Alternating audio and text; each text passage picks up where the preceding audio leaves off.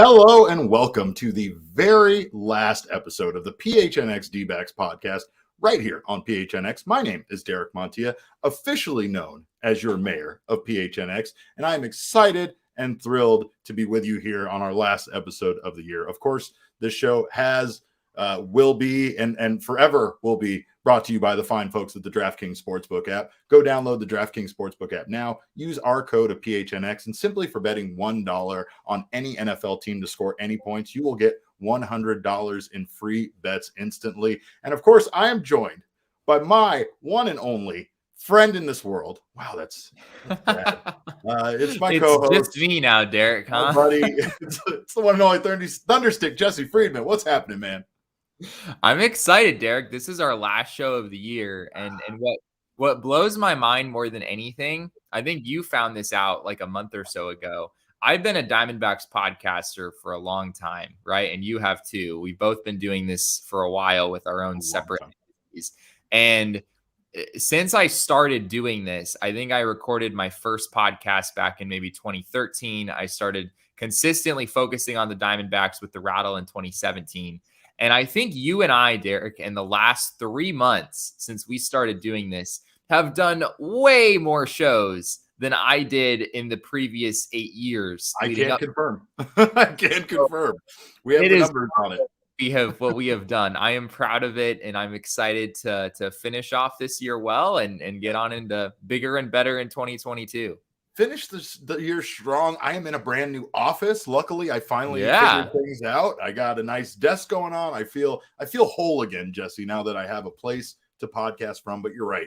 This has been an absolute blast this year. And I mean, I have done a Diamondbacks podcast for a number of years myself, but I think the work that we've done over the last few months has been some of my best work and some of my favorite work. So I am thrilled to be co-hosting this show with you, my man, because I feel like you and I, even though we didn't know each other that well prior to doing this, have really come together as partners in crime. You know, like I said, now we're the only friends that each of us have at this point. Sad. So we went 0 to 60 pretty quick. That's not true though, because we got our man Brett Johnson. Brett Johnson says, "What's good, gentlemen? Always a pleasure. Always a pleasure to have you with us here, man. We love you guys being here in the comments and." We appreciate you saying that we have been killing it with the content. That's all we want to do. We just want to kill you with content. That's our main goal in life. And here we are on the final episode. We got one more day of the year, of course, but we are going to be spending that obviously drunk. At least one of us. I'll let you guys figure out which one is that. But one of us is going to be drunk. One of us will have a pleasant, wholesome night with their family. Regardless, I think the Arizona Diamondbacks, more than you and I, are going to be happy to see 2021 hit the damn door and never come back, because this was quite a year for our boys in Sedona Red.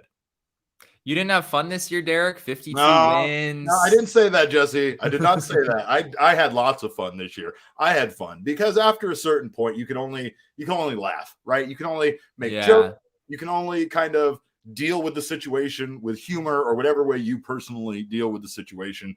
That's how I dealt with it. And I'm not sure how the Arizona Diamondbacks felt about me dealing with it with humor, but I got to plant a tree with Randy Johnson this year. So this has been amazing this year. This has been an incredible year. I'll say that, obviously it's probably not been as fun for the guys playing the game to watch, to play it. I will say that there were some really down times where I would question even playing the sport of baseball if I was any member of this roster. There were also some really good times, though. One interesting thing I wanted to start off with was that I noticed that the MLB.com, who is as desperate for content as anybody these days, put out a list of the top 5 most improved farm systems in MLB. So this got me looking at the numbers, and interestingly enough, they came from August, so it's not like it's not recent numbers. It's just rehashing and kind of looking back at some of the farm systems and who had the biggest leap as far as improvement. And one thing I found very interesting was the Arizona Diamondbacks started the year ranked 9th, and they ended the year ranked 9th. So I think that for the most part, I'm not sure if the addition of Jordan Lawler was the big addition to the farm system that we thought it was as far as the rankings go, or if it's just kind of it seemed like it was almost like improving and then also losing because Christian Robinson had his legal problems, and there were a couple of other guys that didn't turn out to possibly be as coveted as once thought. I think you're spot on there. I think if Jordan Lawler doesn't get hurt, if Corbin Carroll doesn't get hurt, and he kind of took a bit of a step back there. Sure. All of those things contribute to those rankings. And at the end of the day, Derek, they're just rankings, and they're not really that important at the end of the day anyway. Right. Exactly. So at the end of the day, the Diamondbacks have a good farm system. And to me, that's what really matters moving forward. Right. What matters is they're ranked in the top 10. And that is a vast improvement from where they were prior to, again, you could say what you want about Mike Hazen. I know he's definitely not a lot of people's favorite GM in the Valley, but there's times where you got to say that Mike Hazen did do a good job of at least getting this franchise back on track. Because at one point, things were bleak. And when I say bleak, I mean the main roster was bleak. The farm system looked bleak. Everything looked bad for us for a minute. And, you look back at what they were able to do a few years ago in the draft and some of the additions to their farm system that they made. They really did a good job of improving it. And I just want to give a shout out to one of our favorite people in the world, Chris Melton. We love you, Chris. I'm here. Good sirs. This is my favorite baseball show, and you're one of our favorite baseball fangirls. I hope your mom is doing well, by the way. Tell her I love her and give her my best.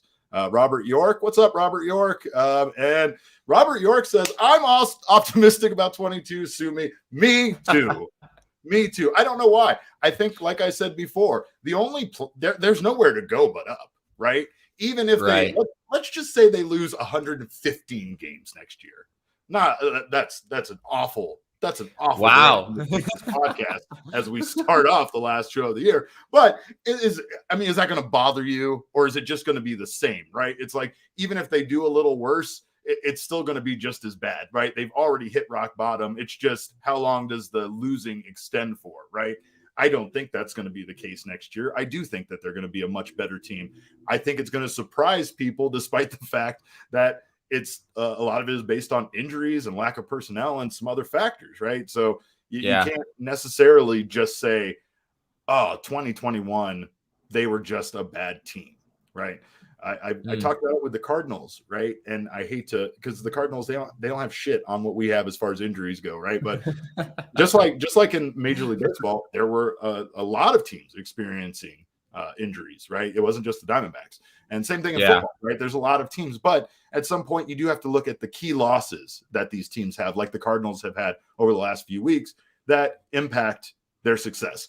The Diamondbacks had key losses. When you talk about, we talked about Ketel Marte only playing basically half the season, and that's your best player. There's a point where you have to say that strongly impacted the success of this team in 2021.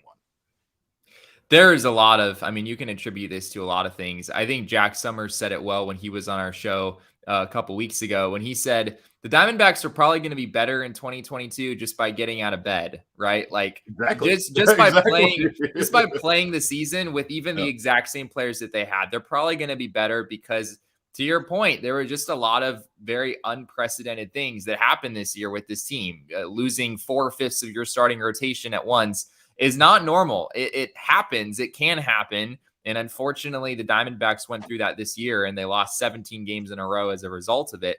But it's not normal. And even if you just took the exact same roster, Derek, and played the season over again, the Diamondbacks would probably have some regression to the mean, even just because of that. So I think you can be abundantly confident the Diamondbacks will be improved in 2022. And of course, I once again agree with Chris when she says, I feel like the coaching staff changes are huge. And yeah, man, like there is just this excitement for me personally about that. It could be completely misplaced. We could see this team be just as bad next season as this past season, right? But that's not fun. That's not positive. That doesn't make you be able to like have good dreams at night. I want to have good dreams. I want to sleep good at night, Jesse. So like, I like to think that this coaching staff is not only going to improve the young players coming up and give them just this huge advantage in their career of being under such an accomplished coaching staff, but I really think that they're going to impact the current players on this team.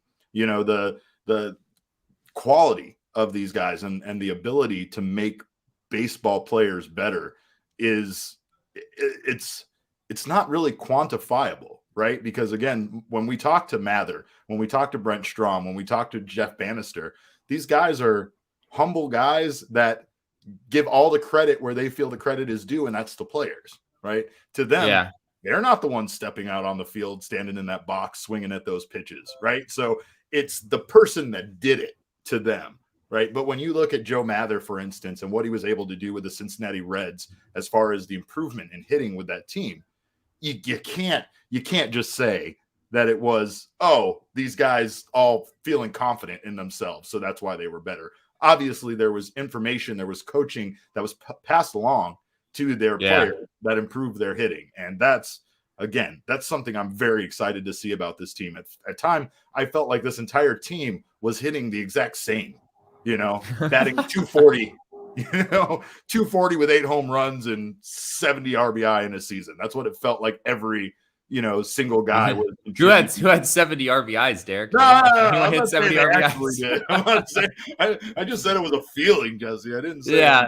I meant that was like what. But even that is a lot, right? Yeah, that was the biggest problem was there weren't that many RBI. There weren't that many home runs. There was certain things missing. And I think especially the power was missing from this team. And that's something that the Cincinnati Reds did very well under Joe Mather is they hit the shit out of the ball, right?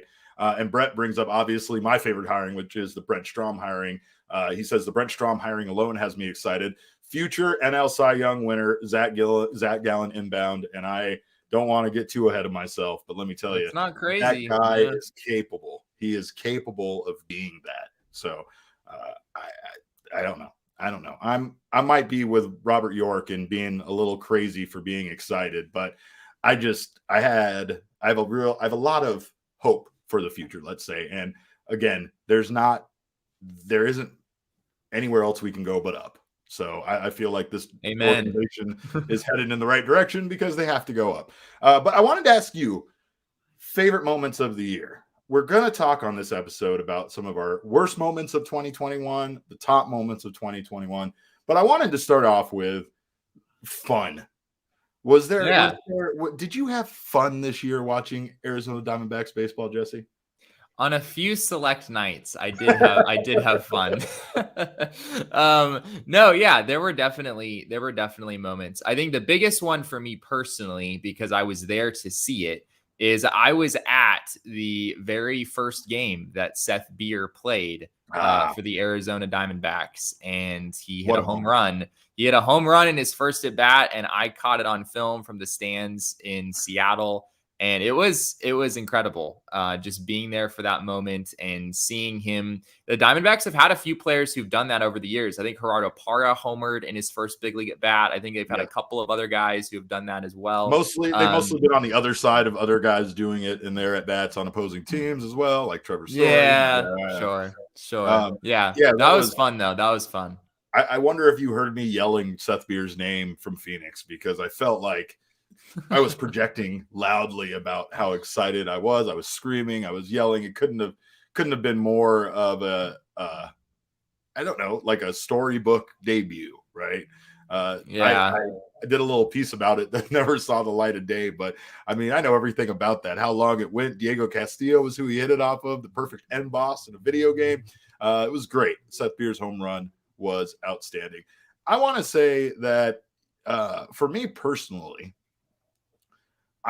this is going to be I've said a lot of hypocritical things in the 4 months we've been doing. I'm ready for it, Derek. But this is probably going to be one of the most hypocritical. I really enjoyed David Peralta's TikTok videos. I did. The ones that cursed the team and brought those ones. Horrible season upon them. I wrote about the curse of Baxter the Fourth. I had Baxter the Second confirm for me that he believed everything I said in that article. So I have a Baxter on record as agreeing with me. Wow. Okay. I didn't know that. Beyond the grave. I don't know. I've said that they were dead, but you know how that works with mascots. But I will say that the TikTok videos brought me so much joy in the beginning of the season. That was fun. That feels like such a long time ago. Like, it feels oh my like a different gosh. season, right? It literally feels like it was another season. I don't know what to say other than it also felt at the time like a bit much, right? Even before we had the epic collapse, even before we had the longest losing streak in franchise history this season and the longest road losing streak in MLB modern era history, right. It felt like we weren't in a position to really be dancing, right, and to be celebrating. Yeah.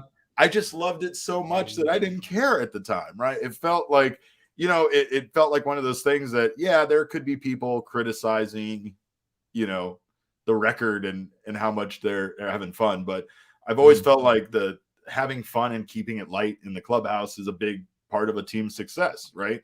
So at the time, we weren't exactly historically bad. We weren't epically bad. So it felt like the kind of thing that could potentially get us out and to get the winning going, to have everybody be light. And to be honest, after they went on those losing streaks, I think that was the thing that was missing the most. There was no fun. There was no merriment. I even heard Torey bring it up a couple of times about how somber the clubhouse was and how that wasn't really helping their situation, right?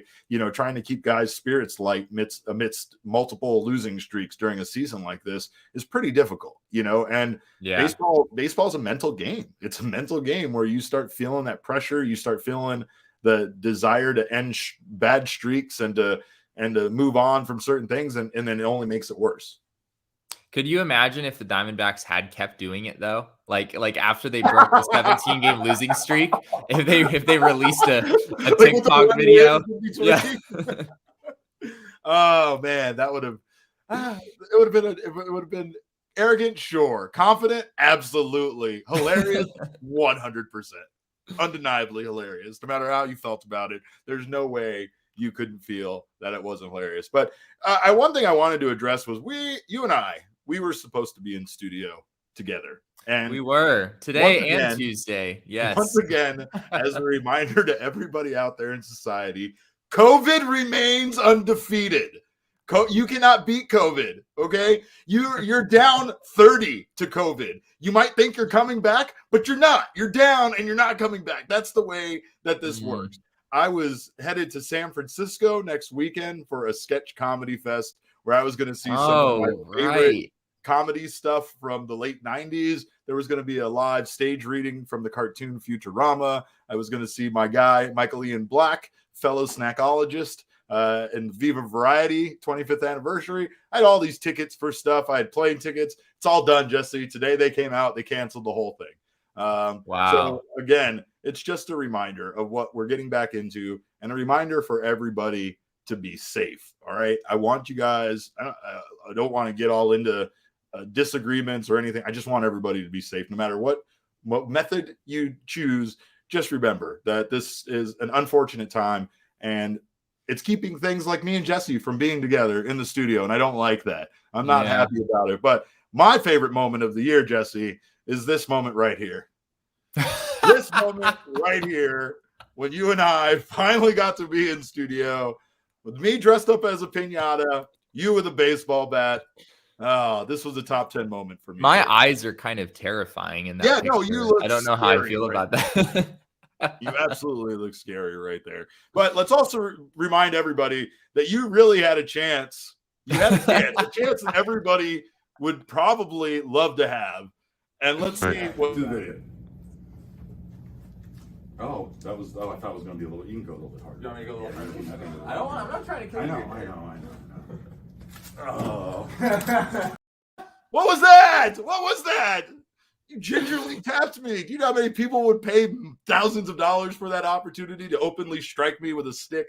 My God, Jesse. You're right, Derek. Now that I know you a little better, I would just whack you as hard as I possibly could. So next year we'll make you better. I know that you have an opportunity now that you're here in Phoenix to jump on the DraftKings Sportsbook app and finally get in on some of these offers. PHNX code will get you $100 in free bets for betting $1 on any team to score. And that money will come to you instantly. Then you can turn around, bet your money on other games, get your single game parlay action on, which we've talked about. Obviously, the single game parlay option lets you combine multiple bets from the same game for a bigger payout. Best thing, though, as I've been trying to give you guys the insider tip on, is that when you get into the same game parlay submenu, there's new options that you might just not be able to make a straight bet on. So get into the same game parlay options. Find a couple of different combinations. I don't care what Shane Diefenbach or Johnny Venerable say. I will take a coward's parlay any day, and I will happily take that money straight to my bank. Literally to my bank is where I'm going to take that money. But remember, DraftKings is safe, secure, and reliable. Best of all, you can deposit and withdraw your cash whenever you want. And that code, again, is PHNX to bet just $1 on any NFL team to a score. And as long as they do, you will get $100 in free bets should they do so. Remember, 21 and over only, Arizona only, new customers only. Restrictions apply. See DraftKings.com/sportsbook for details. Gambling problem? Call 1-800-522-4700. And Jesse, it's time.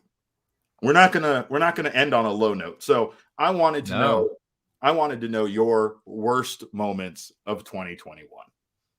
Let's we don't have to pinpoint it, but what moments from this team really just saddened you? What moments ruined your day when you saw or heard about this? I know for me, I know one right off the top of my head. Sure, go for it. It was the goddamn final game of the year, Jesse. It was the final game of the year. You know that. The game they won on a walk-off, Derek? They won it on a walk-off. What are you so angry about? We were in the middle of tank season, and they screwed it up on the last game of the year. I was so angry. I can't even begin to tell you how unbelievably angry I was. I couldn't form words to describe my anger about their ineptitude, about losing when they needed to and winning when they needed to. So I don't know. What about you?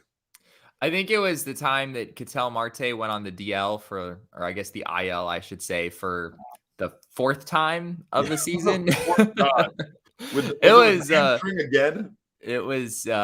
hamstring kept festering throughout the season. But no, I mean, it's hard to pinpoint one exact moment. I mean, I guess losing their 17th consecutive game, or setting the record for the longest road losing streak, or tying the record, whatever.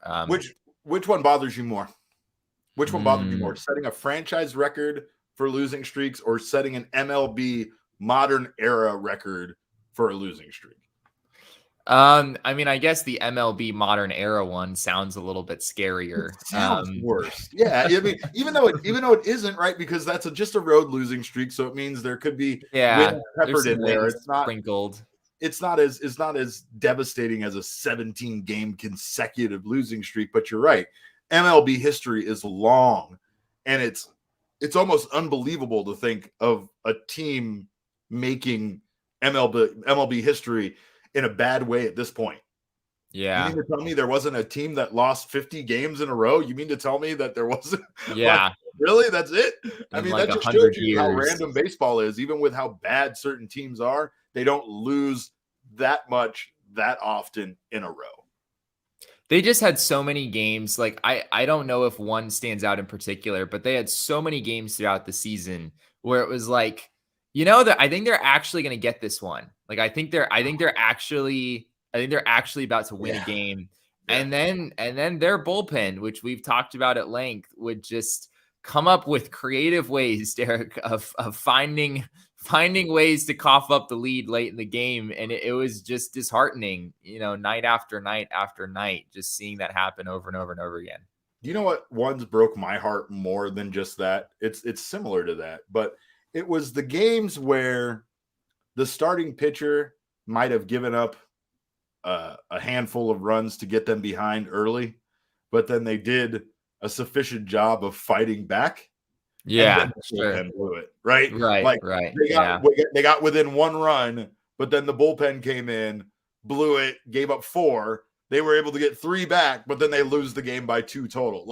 Some of those games were the ones that made me want to quit reporting on this team. I wanted to call my boss and say, you weren't getting an article tonight, and I just wanted to leave in the 6th inning is what I wanted to do. I mean, that really is the moments I think that are probably maddening for someone like Torey Lovullo. right? Because Yeah. at times you feel like over the course of the game, you got momentum back on your side. Things are turning your way, and then everything just falls right apart again. Especially when, for Lovullo, the managerial decisions that didn't work out. The times where he decided to leave a guy in and the guy blew it in the next batter, or the times where he went and pulled that guy and then the next guy freaking blew it when he went in the game. I can't tell you how many of those moments I saw as well. So I don't know, man. It's frustrating. We shouldn't dwell on it too much. Chris says, what is worse, getting blown out or close game losses? The answer is yes.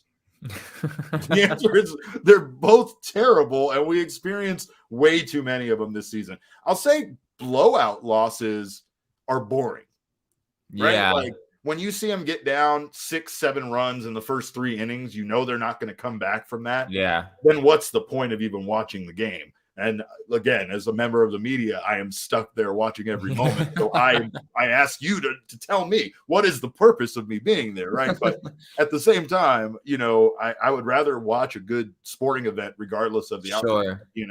People were really mad about the Cardinals Green Bay Packers game. And to be honest, that was one of my favorite games of the season just because it had all this drama and there was these 2 really good teams and it came down to the last play. It was fun. It sucked that the Cardinals lost, but it was still a fun game to watch. I would much rather watch those, even if it's the entire season, than watching blowout losses. So I suppose that the close game losses, even though they sting a little bit more. There's some pain there. Yeah, there's definitely some pain there. I thought it was interesting. I was rewatching today an interview that Mike Hazen did with MLB Network. This was about a month ago, probably. And he mentioned that in the interview. He mentioned this stat where the Diamondbacks lost more 1-run games than any team since the 1935 Atlanta Braves, I believe is what he said. Yeah. And there's a lot of pain there, right? I mean, I think especially for a team that's really struggling to get over the hump. I think for them, in some ways, those are the games that sting the most, when they try to sleep at night, because that you were right there. You had a shot to win the game. You were right there in it. And something just happened at the end of the game that kept you from finishing it off, right? Whether it was their defense, their bullpen, or whatever it was. And so the Diamondbacks are very well aware of just how much they struggled in those close games this year. And I guarantee you there was a lot of heartache in that clubhouse over those games in particular. Yeah. And I think that when you talk about that could be the reason why internally they have more hope, right, than people feel like they should. Because when you lose that many 1-run games, how can you not feel at least a little bit hopeful? It's like we shouldn't we're not a great team, but we should be winning more of these, right? Like we're just kind of getting the wrong side of the coin somehow. Another thing that was an interesting stat that I can't find right now, but their ability to come back in games was almost non-existent. Like when they got down, they stayed down. If it was trailing after I think 6 innings, I think they won like 4 games all year at trailing after 6 innings. That's something that this team has never been that bad at, right? There's always been this kind of factor with the Arizona Diamondbacks that they can come back, and I don't know. I think that was something this season that we hardly ever saw. So again, that attribute to the losses. Ruler 14 asks, is 2022 bounce back year? I think we both say yes. Zach Gallen finally lives up to his potential. Seth Beer, new Paul Goldschmidt. I like that. Oh, wow. All right. Keeps going. Bullpen actually pitches. Look, there's 4 things there. And if Ruler 14 is right, if those 4 things can happen, this team wins 50 more games than they did this season. That's what I'm saying. But all right. What is it? I don't mean any of that. None of that's true. But Chris Melton says that she has a theory that the D-backs donated their success to the Suns. D-Max won some at the end and cost the Suns the finals. Conspiracy sports. Yes. Yes, I'm with her. That last game of the season cost the Suns the championship. That's how I feel. That does kind of track. It kind of tracks with like being an Arizona sports fan, that one team, each team is kind of getting in the other's way. Of course. It fits. Yeah. Not to mention the fact that like when the Suns and the Cardinals both were doing well, I was like, no, I don't trust this at all. I can't.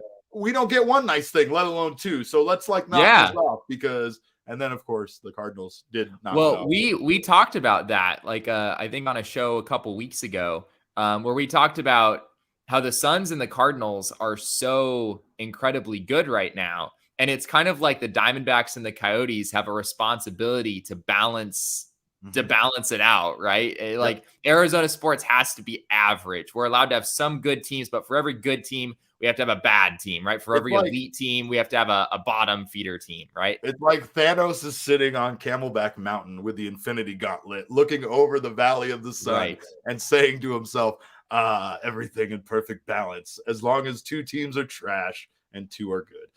Most of the time it's the Mercury, but whatever. We'll take what we could get. And we'll take you guys going over to gophnx.com and becoming a member. We'd love you to become a member. You can become an annual member. You get yourself a free t-shirt over at the phnxlocker.com. We'll talk about those t-shirts. I love them so much. I'm not wearing one tonight because I went with contemplative Macho Man Randy Savage as we look back on the year. But don't worry, I will be back in my Arizona PHNX gear very soon. You guys could go over, though, and get that annual membership. Get yourself a free t-shirt. Get it for yourself. Get it for your loved ones. If you don't feel like doing the annual membership option, we do have a month-to-month option. You'll get your first month for just 50 cents. So you can try it out, a little aperitif. And if you like it, you stick around. We have all sorts of content coming to the website.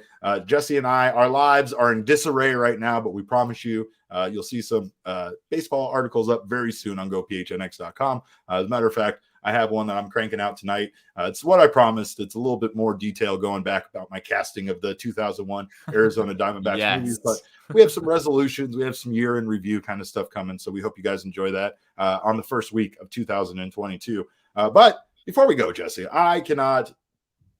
we can't end this without talking about our favorite moments. Because here's the thing.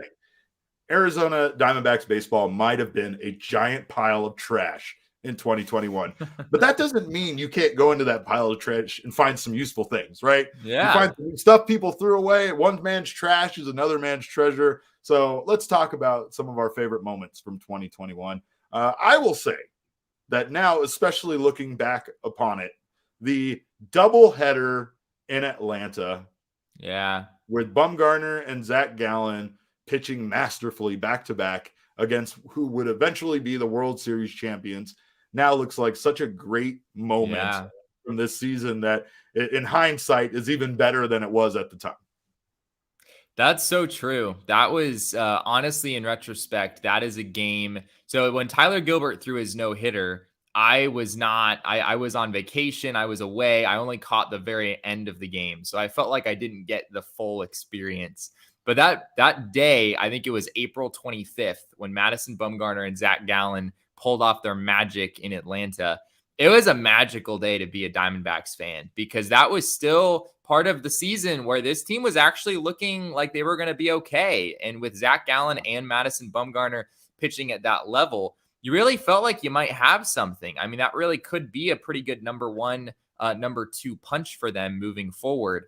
And I feel like that also, in retrospect, wound up being the last, fond day of Diamondbacks baseball pretty much throughout the entire season up until the no-hitter. There wasn't much joy after April 25th. It was kind of a turning point, unfortunately. But that day in itself was incredible. And in my mind, Madison Bumgarner threw a no-hitter that day, and I don't care what anyone else says. He said it. Yes, my man. That's right. 2 no-hitters this year. 2 of the Diamondbacks' 4 no-hitters in team history happened this season. The other one, Tyler Gilbert's, obviously was a huge moment for me. I've talked about it. Yeah. I got emotional, Jesse. I felt things that I felt alive, Jesse. You were there. I mean, you were there in the stadium to witness that, which is going to be special for anyone. It was one of the only moments that I've witnessed historically like that, right? So it was special to me to see a complete game no-hitter. But I think another big part about it was just the way it developed. I know that sometimes when you go to a baseball game, it's very easy not to pay attention to everything that's going on the field. It's a little different when you cover baseball games and you're not exactly talking to other people or drinking or having a good time like you normally would be attending as a fan, right? But the one advantage is you do watch a lot of the game. You pay attention to a lot of the game. You see little details and things like that. So I felt very special getting to cover that game, right? I don't think had I been there in the stands as a fan, would I have realized what was going on when I did. And it's like it started small, and it built up to this big crescendo, and it ended up coming through, which was, I think, the most surprising thing. Because as I sat there watching that game, I know the one pure emotion I had more than anything was doubt. I doubted every minute. I kept looking at the pitch count. I kept looking at how much time there's was left. No way. Yeah, exactly. There's no way. I kept doing the math in my head. I was like, wait a minute. Nah, he's not going to get through the 8th without being over 100 pitches. And there's no way Lovullo is going to let him come back out for the 9th if he's over 100 pitches. I know that for a fact. And then that magical 8th inning happened where he threw 3 pitches and got 3 outs, or I think it was 3 pitches on 3 outs, or maybe 4 or something like that. But basically threw next to no pitches in the 8th inning. And then, I remember other people in the media were just going about their business like it was a normal day. And I'm sitting in my chair like, you guys know what's happening. And they're like, even the ones that did, they're like, shh, don't, just wait. I know you want to tweet it out. Just don't. Just wait. Don't say anything. Right. Shut your mouth.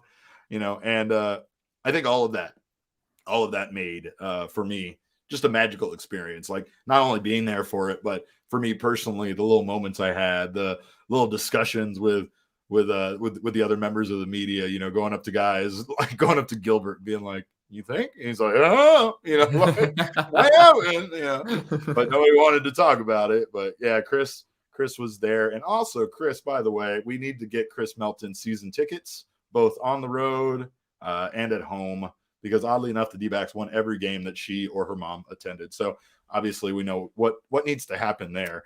Any other great moments that you can think of, Jesse? I know, Seth, you brought up Seth Beer's debut, but that again for me was another amazing moment. Right? Yeah. So we had plenty of jokes about Seth Beer, talking about wanting his jersey, all the cheers jokes, but honestly, this guy was killing it in Reno, and then he came here and didn't seem to miss a beat. So I know earlier in the show you alluded to the last game of the season as being one of the low points of the season. Just given the unfortunate reality of what likely will transpire in the draft with the Diamondbacks not getting the #1 overall pick, because of course they're one of their few comebacks of the there we go, tank season again.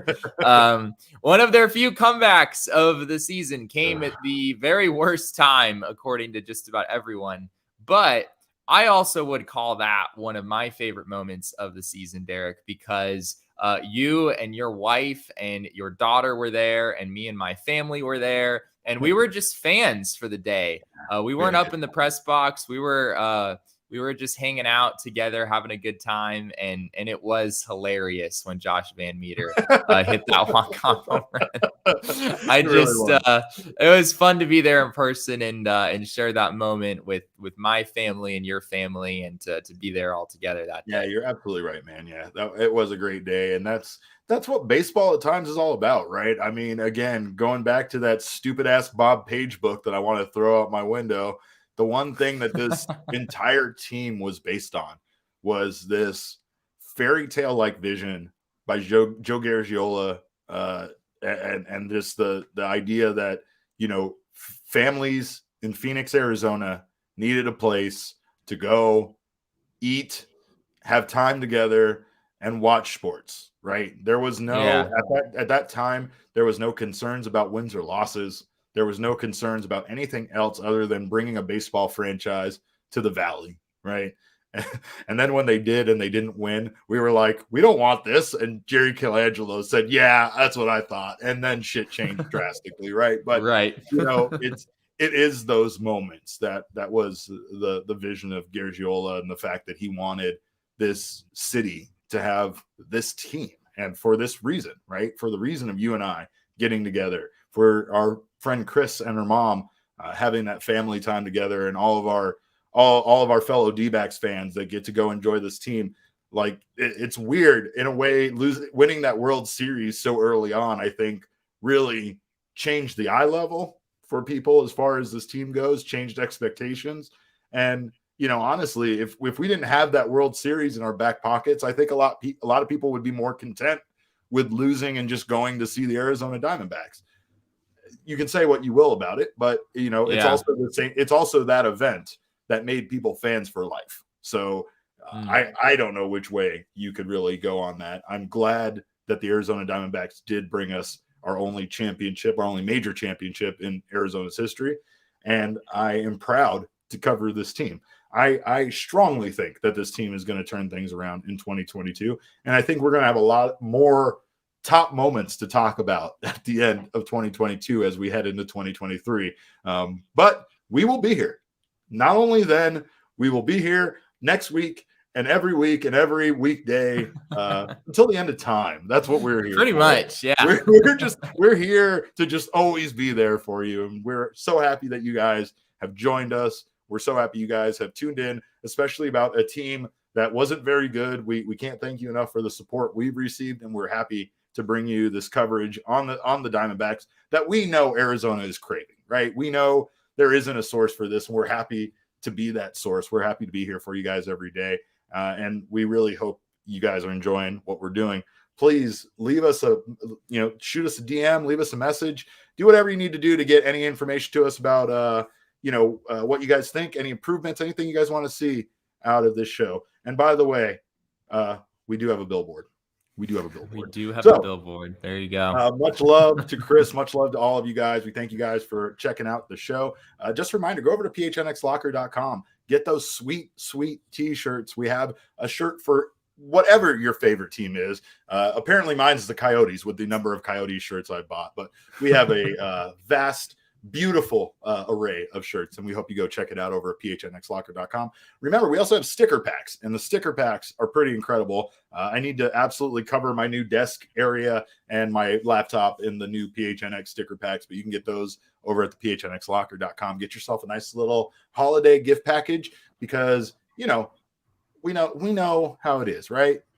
Jesse and I have had some conversations about me being bitter about present giving this holiday season, but you know how it is, right? We're supposed to, it's all about the gift giving. That's what it's about. So there you go. It's about getting good gifts, right? So if you didn't get good gifts this holiday season, give yourself a good gift. Go over to phnxlocker.com.